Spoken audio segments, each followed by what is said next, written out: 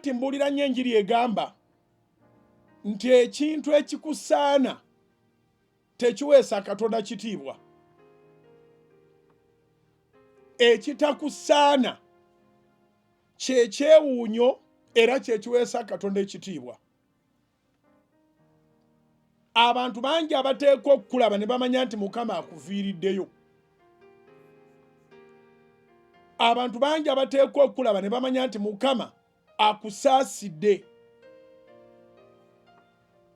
Okuvuga akamotoka ak'okusindika from the beginning ne bagani ako kasobola yakagula meka nti bwezi era tasobola kugula esingaawo.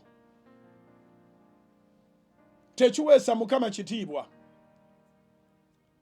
Okubeera mu kayumba akatono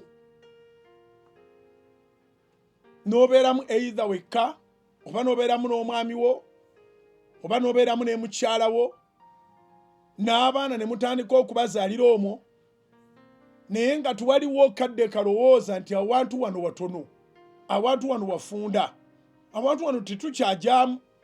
Ogenda okulaba nga bwe mwebaka kizibu n'okuba nti waliwo asobola okuvaamu n'atambula agendeko ebweru. Kubanga bwe mugirako ettaala kati buli w'olinnya waliwo omuntu, kitegeeza nti awantu awo wafunda.